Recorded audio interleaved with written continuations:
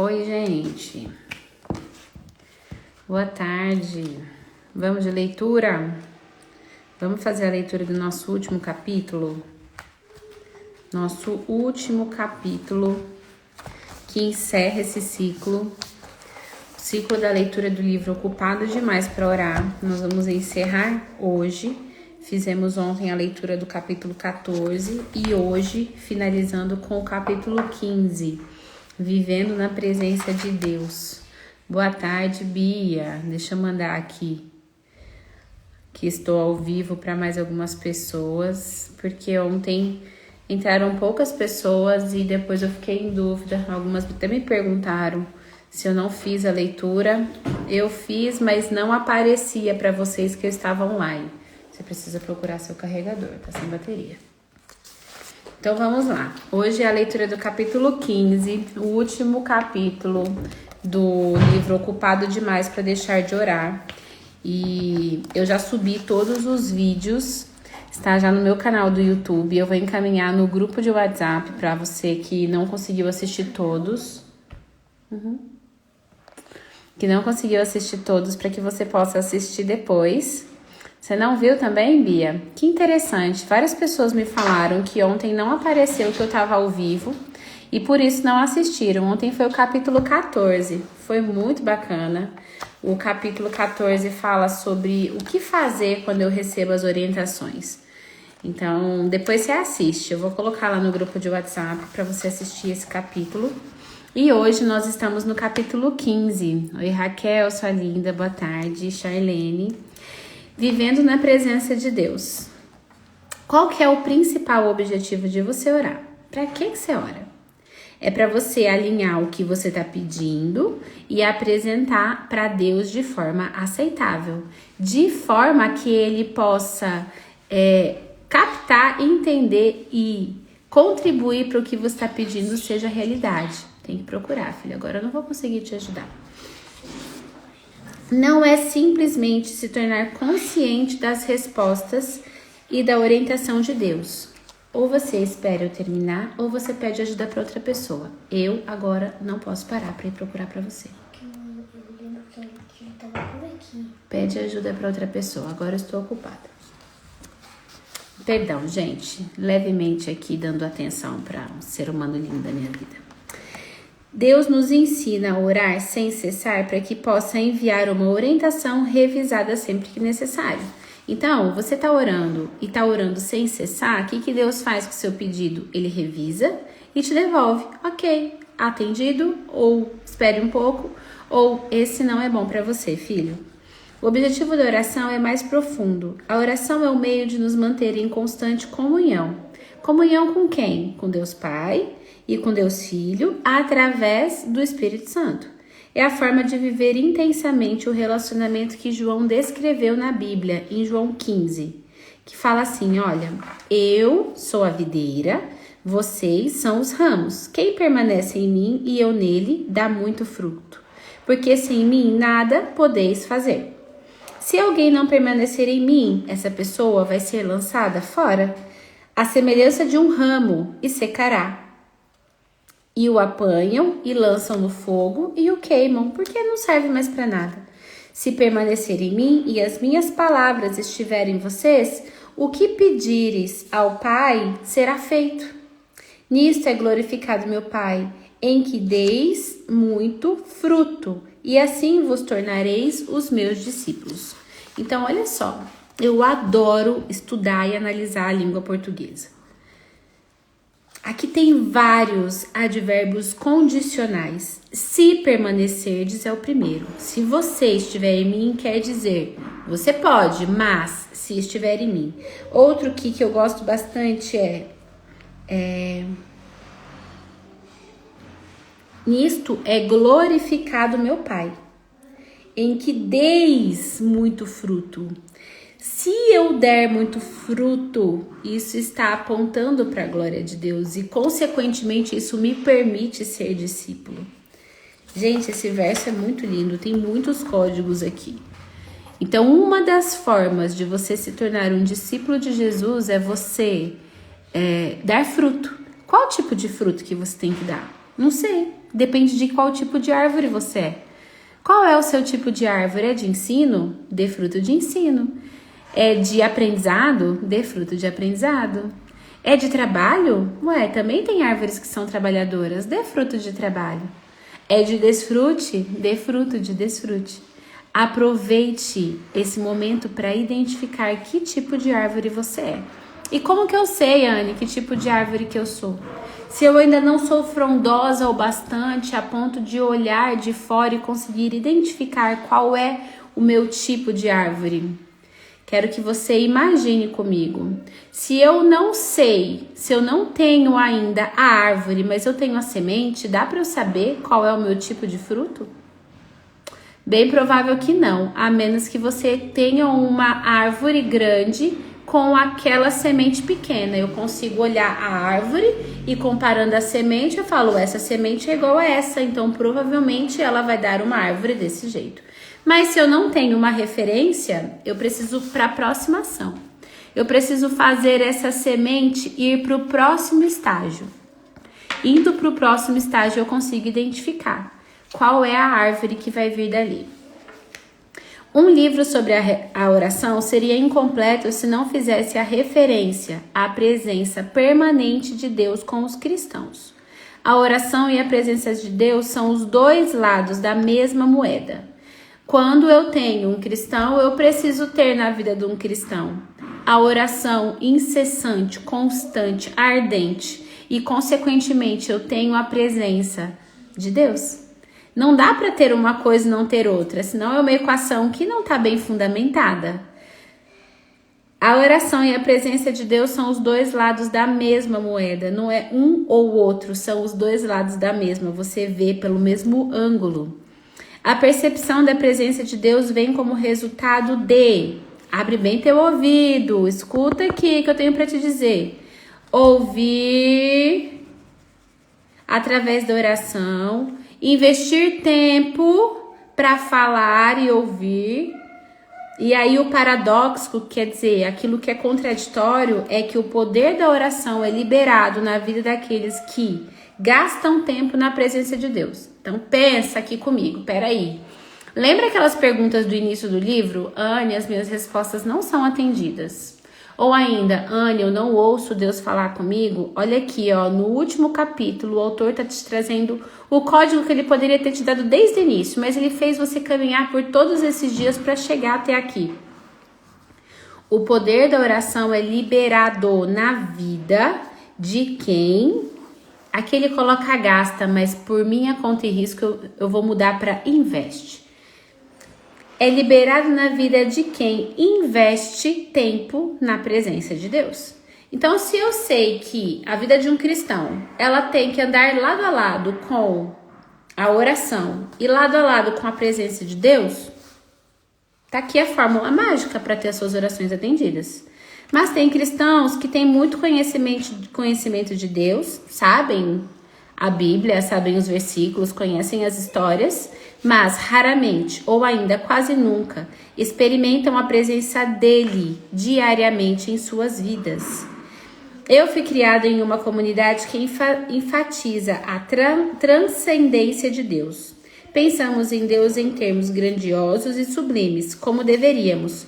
Porém, esse aspecto é super enfatizado. É como se aquilo estivesse fora do alcance das criaturas, adoradores, e a distância entre nós parece algo intransponível, ou seja, Deus está longe demais. Logo, ele não consegue me ouvir, consequentemente, ele não vai atender as minhas orações. Eu sei o que significa temer a Deus e entendo como é importante servi-lo. Espero comparecer um dia diante do tribunal dele e eu creio que é meu dever obedecer os seus mandamentos. Uma coisa que é muito séria, porém faltava em minha experiência cristã. E isso aqui é real para muitas outras pessoas. Inclusive foi para mim por alguns anos. Escuta isso aqui. A compreensão verdadeira do relacionamento íntimo que eu desejo manter com seus filhos. A compreensão verdadeira do relacionamento íntimo, falei errado, que Deus deseja manter com seus filhos. É Ele quem tem desejo de ter um relacionamento íntimo comigo e com você. Ele já quer isso. Eu conheci um professor que me causou um espanto. Ele costumava falar do seu relacionamento com Jesus Cristo como se tivesse acabado de almoçar com ele. Conseguia se relacionar com Cristo da mesma maneira que se relacionava com um amigo ou com uma irmã, mantendo conversas descontraídas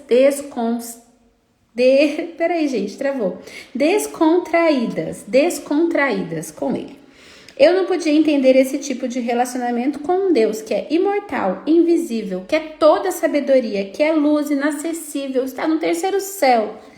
Mas eu desejava isso para mim. Assim, passei a ficar perto desse professor. E depois das aulas, até que um dia, enchi de coragem e perguntei: como o Senhor conhece Cristo de um modo diferente que eu conheço? A resposta veio assim, olha: talvez você entenda Jesus apenas como um perdoador de pecados. E essa resposta aqui, talvez ela seja real para outras pessoas que estão assistindo agora essa live. E esse professor, ele tinha razão. Alguns anos antes, eu tinha confessado o meu pecado e reconhecido a necessidade de um Salvador. Então, naquele momento, eu dobrei meus joelhos e Cristo me purificou. Grato por sua graça em minha vida, eu orei: Senhor, Senhor, obrigado por ter morrido na cruz para perdoar os meus pecados. Gente, tá tudo certo, isso aqui não tá errado. Se você teve um encontro genuíno com o Senhor e falou para Ele: eu quero ser salvo, Ele vai te libertar, Ele vai tirar a culpa das suas costas, Ele vai remover todo o julgamento, Ele vai remover a dor, a angústia do seu coração. Mas não pare aqui. Ele removeu a dor, Ele removeu a angústia, Ele removeu o cansaço.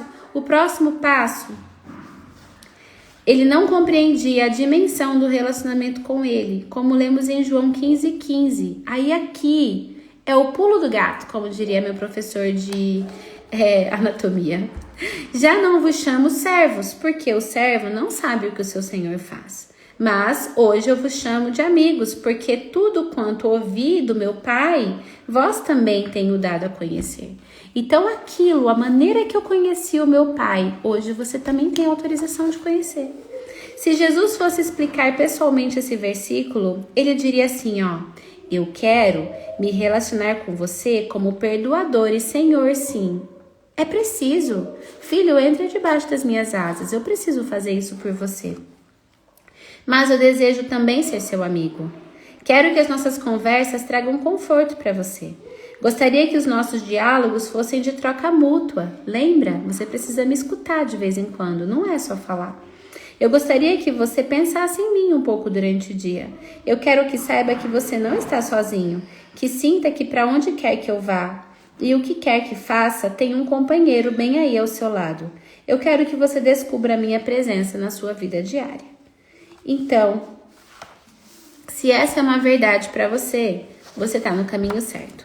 Buscando na Bíblia, eu verifiquei todo o registro histórico, o esforço de Deus para que seu povo tomasse conhecimento da sua presença entre eles. Desde os nossos antepassados, desde a era bíblica, Deus ele tinha presença palpável entre os seus filhos.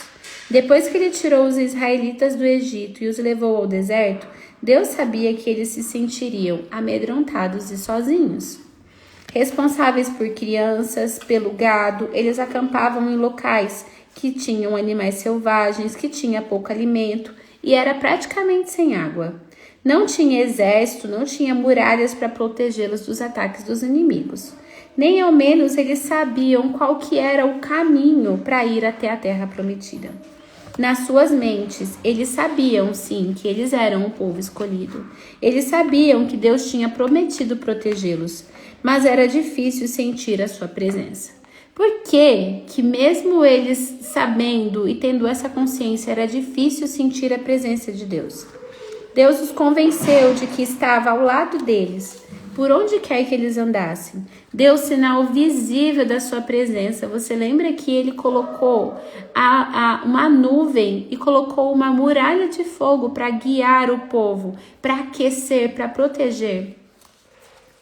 Caso o povo começasse a duvidar se estaria caminhando na direção certa, bastava fazer o quê? Olhar para cima e veriam a coluna de nuvem. Se sentissem medo dos animais ou dos inimigos que poderiam estar à espreita durante a noite, era só olhar para a coluna de fogo que iluminava todo o acampamento. Deus deu certeza que poderiam sentir a sua presença no meio deles. E o Antigo Testamento relata as muitas maneiras de Deus mostrar ao seu povo que ele se encontrava entre eles por meio do tabernáculo, quando eles construíram, acompanhou Israel nas viagens por meio da glória de Shekinah que pousava em cima da arca, no templo, por meio da sucessão de profetas que transmitiam a sua palavra. Porém, a plenitude, a presença ali, a força, a glória de Deus ainda estava por vir. O Novo Testamento começa com Deus nos ofertando a sua presença na pessoa de Jesus Cristo, seu Filho amado. A criança prometida seria chamada Emanuel, que quer dizer Deus conosco. João explica o significado do nascimento de Jesus. E o Verbo se fez carne e habitou entre nós. Ele se tornou palpável e esteve entre nós. Os teólogos chamam este evento de encarnação. Deus tomando a forma humana para viver com o seu povo. A presença de Deus na terra por intermédio de Jesus Cristo não foi um fenômeno místico. Não foi um acontecimento que só poderia ser entendido pelos sacerdotes, profetas ou por intelectuais. João enfatizou a realidade física dessa encarnação. O que era, desde o princípio, o que temos ouvido, o que temos visto com os nossos próprios olhos, o que contemplamos e as nossas mãos apalparam, com respeito ao verbo da vida, e a vida se manifestou, e nós a temos visto, e dela damos testemunho, e vô-la anunciamos a vida eterna, a qual estava com o Pai e nos foi manifesta. A presença de Deus por meio de Jesus, ela era poderosa. Ela mudou indivíduos comuns, ela mudou pecadores em apóstolos que transformaram o mundo. Até os líderes incrédulos reconheceram o que distinguiu aqueles homens, ao verem a intrepidez de Pedro e João, sabendo que eram homens iletrados e eram incultos, então as pessoas se admiraram e reconheceram que haviam eles estado com Jesus. Embora a presença de Deus em Cristo fosse muito poderosa, ainda faltava uma coisa. O ministério de Jesus na terra durou cerca de 3 anos. Ele nunca saiu da Palestina. Aí olha só você. Quantos de nós já viajamos para vários lugares, cidades, estados e países? Jesus viveu na terra por 3 anos e ele não saiu de dentro de uma área delimitada. Apenas um número pequeno de pessoas o conheceu pessoalmente. A grande maioria dos que já haviam vivido neste mundo jamais entrou em contato direto com ele. Por esse motivo, Jesus prometeu aos discípulos: e eu rogarei ao Pai, e ele vos dará um outro Consolador, a fim de que esteja para sempre com vocês. O Espírito da verdade que o mundo não pode receber, porque não o vê nem o conhece. Vós, porém, o conheceis, porque ele habita convosco e estará em vós. Então, presta atenção. Jesus esteve num pedaço delimitado, ele esteve aqui por 3 anos. E quando ele subiu aos céus, não só deixou para aquele lugar onde ele andou, não só deixou a palavra de vida para aqueles que o conheceram, ele, através de Deus, através da Trindade, enviou o Espírito Santo, porque aí o Espírito Santo não tem limites. Não existe era, não existe quantidade de anos, não existem semanas, não existem meses que possam impedir ou limitar a atuação do Espírito Santo. Pouco depois de Jesus subir para o Pai, a promessa foi cumprida. Então, no dia de Pentecostes, Deus enviou o Espírito Santo para morar para sempre na vida dos cristãos. Não é de qualquer pessoa, não é do mundo inteiro. Por isso que tem pessoas que não têm a paz, que excede todo entendimento. Desde o Pentecostes, todos os cristãos têm um forte sinal da presença de Deus com eles. No instante em que você se curva diante de Cristo e se torna dele, Você permite e fala, tá bom, Deus, eu permito que o Senhor faça na minha vida. Deus então o purifica do seu pecado e simultaneamente te enche com o Santo Espírito. O Espírito que o habita começa então a transmitir ao seu espírito um sinal ininterrupto, proclamando a presença de Deus na sua vida. Depois de algum tempo, você ganha então a percepção de que jamais está só. Isso aqui é muito bom. A presença de Deus é real. Você pode senti-la. Ela o acompanha para onde quer que você vá. Quando você começa a tomar consciência da presença de Deus, lá vou eu de novo, presta atenção nisso daqui. Eu ensino muito sobre sensores e hoje eu recebi um código nessa corrida que eu fiz sozinha, que eu falei, agora vai acelerar mais ainda o processo. Eu recebi um código hoje, que daqui a alguns dias eu vou contar para vocês. Na terça-feira eu vou fazer uma ação e depois dessa ação eu vou contar aqui no Instagram. O que aconteceu hoje na corrida que mudou o meu jogo, mudou minha direção. E eu adoro quando essas coisas acontecem. Escuta bem isso aqui, ó. Quando você começa a tomar consciência da presença de Deus, então você capta seus sinais o dia todo. Ele não fala só com você quando você está com a Bíblia aberta. Por mais que a minha Bíblia tá aqui, ó, sempre ao alcance das minhas mãos. Ele não fala comigo só quando eu tô lendo a Bíblia. Ah, mas então é quando você tá lendo um livro sobre oração? É esse aqui, né? Tá na minha mão. Então ele só fala comigo quando eu tô lendo um livro sobre oração? Não. Hoje eu tava desenhando algumas coisas aqui que eu vou fazer nas próximas semanas dentro da mentoria. E aí Deus falou comigo e eu fui escrevendo. Não tava lendo a Bíblia, mas eu tenho plena convicção que era Ele que estava falando comigo. Então, no seu trabalho, em casa, no carro, onde quer que você esteja, você começa a falar com o Senhor, você abre o seu coração para Ele, sabendo que Ele te escuta. Não tem nada a ver com estar em uma igreja, não tem nada a ver com estar de joelhos. Não sou contra e também tampouco deixo de fazer. É constante e frequente na minha vida, mas não é o único formato, não é do único jeito. Tem a ver com a presença de Deus em você e ao seu redor. Cristo em vós, a esperança da glória, está escrito em Tessalonicenses 1:27. Cristo em você é a esperança da glória. Ter consciência da presença de Deus é uma sensação maravilhosa e isso traz muitos benefícios. Primeiro, agora vamos aos benefícios. Nós temos aqui, deixa eu ver, 3 benefícios. 3 benefícios pelos quais você deve ter consciência da presença de Deus na sua vida. Primeiro, quando você melhora a sua percepção da presença de Deus, você ganha uma companhia divina. Então, escuta aqui, ó, você que já se sentiu abandonado e rejeitado. Quando você tomar consciência da presença de Deus na sua vida, você nunca mais vai se sentir sozinho. Eu senti isso firme hoje durante a corrida.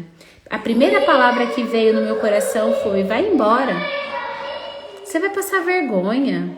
Por que você está correndo sozinha? Depois de tanto tempo se tratando, se desenvolvendo, se desbloqueando, até hoje as pessoas te rejeitam. Esse foi o primeiro pensamento. Eu admito para vocês que na hora deu uma doidinha assim. Deu.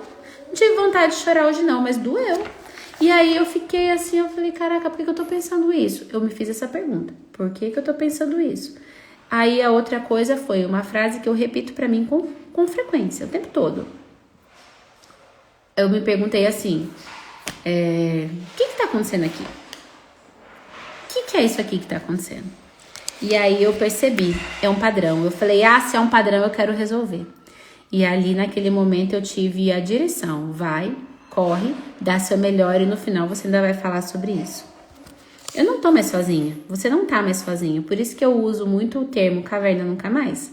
Porque não é sobre estar com pessoas, é sobre entender que você nunca esteve sozinho. Você não precisa viver muito para descobrir que Deus criou as pessoas para viverem em companheirismo. As crianças gostam de brincar, os adolescentes gostam de se enturmar e os adultos mantêm amizade com amigos e colegas. Mas não importa quantos amigos você tenha ou o grau de profundidade dos seus relacionamentos, a determinada altura, em algum momento, você vai perceber que o companheirismo das pessoas não basta. Nem mesmo o melhor amigo pode permanecer a seu lado o tempo todo. Eles se mudam para longe, vão desaparecendo, vão cuidando da vida, vão fazendo outras coisas ou até morrem. Nem sempre entendem o que você está passando. Nem sempre são fiéis e dignos de confiança. Se você tentar preencher toda necessidade de companhia através da presença de seres humanos, você vai estar condenado a anseios perpétuos e insatisfeitos. Deus, porém, não espera que tenhamos apenas amigos humanos. Na Bíblia diz assim, mas há amigo mais chegado do que um irmão. E também fala na Bíblia, ele foi tentado em todas as coisas à nossa semelhança. Nos compreende perfeitamente. E para finalizar, Salmo 121 assegura que o nosso divino amigo está sempre disponível para nós. Ele não dorme, porque ele te guarda. O seu Pai Celestial, ele te ouve sempre. Ele se comunica livremente com você, sem barreiras. Quando a expressão afeição é real, ele é paciente com a sua imaturidade, ele te perdoa quando você age mal e ele permanece fiel ao compromisso, mesmo se você ignorar o compromisso que você fez um dia. Ele é sempre fiel. O segundo benefício, então o primeiro benefício, recapitulando, você nunca mais vai se sentir sozinho quando você entender a presença constante do Senhor na sua vida. O segundo benefício vem de cultivar um relacionamento com Cristo e viver em sua presença. O que isso gera é uma confiança sobrenatural. Se você entender que Deus ele é presente na sua vida, o Deus Todo-Poderoso é presente na sua vida, você vai se sentir muito mais confiante do que você pode imaginar. A amizade é algo maravilhoso. Mais maravilhoso é perceber que seu amigo mais íntimo, pega isso aqui para sua vida. O dia que você entender que o seu amigo mais íntimo é o Deus Todo-Poderoso, o Criador e mantenedor de todo o universo, capaz de lhe dar poder para enfrentar tudo o que surgir no seu caminho, como não ter uma confiança sobrenatural mediante uma situação como essa? É bom ter amigos, é muito bom, mas melhor ainda ser amigo do dono do mundo inteiro. À medida que você desfruta da presença de Deus em sua vida, vai se tornando mais e mais consciente da sua identidade, do seu poder e do caráter do seu companheiro, desse seu amigãozão. Nada é difícil demais para ele enfrentar, e se você tá com ele, nada vai ser difícil para você também. O poder dele é ilimitado. A vida não pode lhe apresentar nada, nenhum problema que com Deus você não possa resolver. Nesse momento, talvez você esteja experimentando um velejar tranquilo. Ter o Deus Todo-Poderoso como seu companheiro pode não parecer algo muito importante, e eu posso te garantir, no entanto, que nem a sua vida, nem a vida de ninguém ficará livre de tempestades para sempre. De hoje até o dia da sua morte ou a volta de Jesus. Você terá a sua cota de sofrimento, a sua cota de frustração, as suas provações e também de tragédias. Com a presença de Deus, no entanto, na sua vida, você será capaz de enfrentar essas tempestades com confiança. Agora vamos ao nosso terceiro e último benefício, de aprender a viver na presença de Deus. O terceiro benefício é, através da prática da presença de Deus, você aumenta a compaixão para com os outros seres humanos. Quanto mais tempo você passar com Cristo, mais você vai agir como Ele. Se você está dentro de um ambiente onde as pessoas são prósperas, têm mente livre, você vai se conduzir a isso, você vai se formatar a isso. E da mesma forma, lugares onde as pessoas têm mente de escassez, isso vai entrando através dos seus poros e cada vez mais você vai se sentindo limitado, impotente, com dificuldade de se desenvolver e tudo mais. E assim é sendo amigo do maior, do mais poderoso do universo. A preocupação e a compaixão dele começarão a se manifestar através de você. Veja só o que aconteceu com o apóstolo João. Em determinado momento, ele desejou destruir toda uma cidade porque alguns dos habitantes não queriam que Jesus permanecesse naquele lugar. Depois de toda uma vida na presença de Deus, João escreveu: aquele que não ama não conhece a Deus, pois Deus é amor. Então, aquela pessoa que tem rancor, raiva, amargura, ira, ódio, essa pessoa não conhece a Deus. Se na sua vida os seus sentimentos têm sido mais de raiva, briga, discussão, desentendimento, não merecimento, abandono, rejeição, então você talvez não conheça a Deus como você deveria, pois Deus é amor. E onde existe amor, todos os demais medos não têm lugar. Olhe também para Pedro, o apóstolo que mesmo depois do Pentecostes, onde foi derramado extrema unção sobre os presentes, não suportava se associar com determinadas pessoas. Em sua famosa escada de virtudes cristãs, ele mostra como desenvolver um caráter semelhante ao de Cristo. Por isso mesmo, vós, reunindo toda a vossa diligência, associai com a vossa fé e a virtude, com a virtude o conhecimento, com o conhecimento o domínio próprio, com o domínio próprio a perseverança, e com a perseverança a piedade, com a piedade a fraternidade, e com a fraternidade o amor. Por sua ligação com Cristo durante toda a sua vida, Pedro pôde valorizar a fraternidade e o amor. Ele sabia que é Deus quem nos ajuda a crescer na fraternidade e, ao mesmo tempo, nos torna conscientes de sua presença por meio da compaixão e amor de outros cristãos. Há pouco tempo eu viajei alguns quilômetros para falar em uma conferência. Quando eu estava lá, prestes a sair do quarto do hotel, o telefone tocou.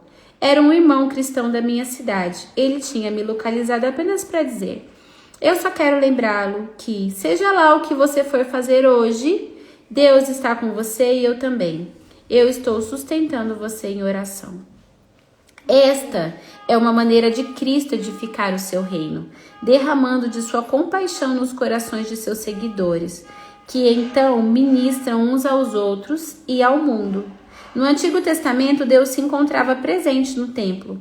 Desde o Pentecostes, nós nos tornamos o templo dele, e a nossa preocupação com os outros o ajuda a entender e sentir a presença de Deus. Então, desfrute dele para sempre.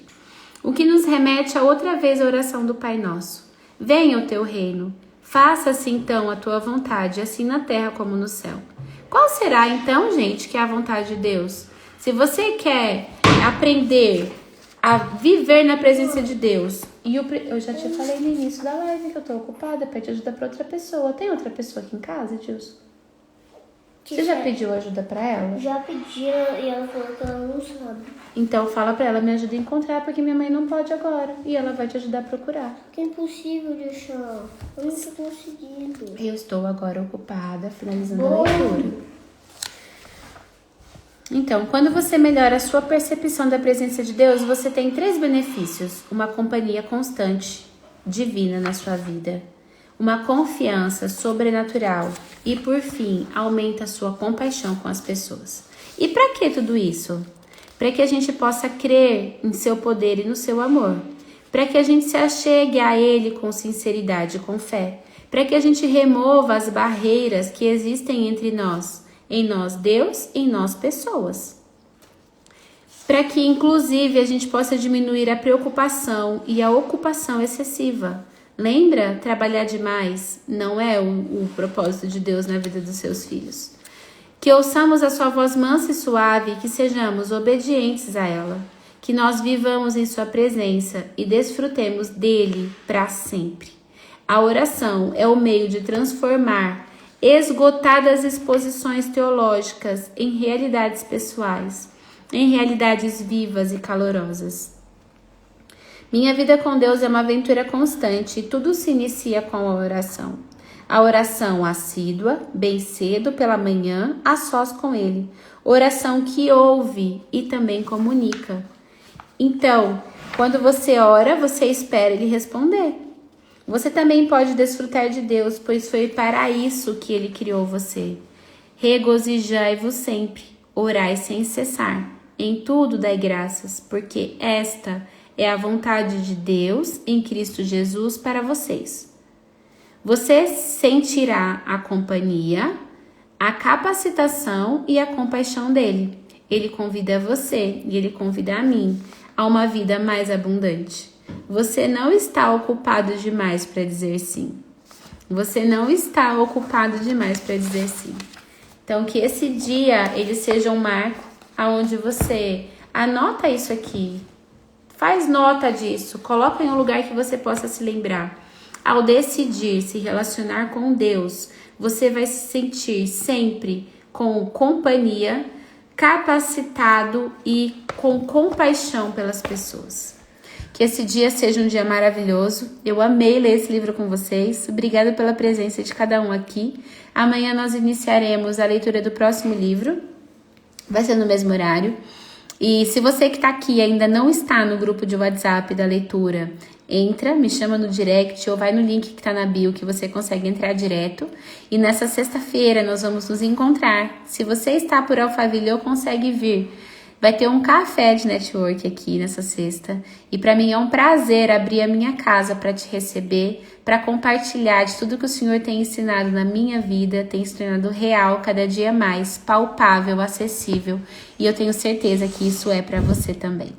Um beijo no seu coração, sintam-se amados por mim, sintam-se amados por nosso Pai, por Deus. Que o Senhor te acompanhe e te guarde no seu caminho hoje. Seja a luz por onde você passar. Sorria por onde você estiver. Nós somos guardiões. Lembra dessa palavra, somos sentinelas da verdade. Um beijo no seu coração. Tchau.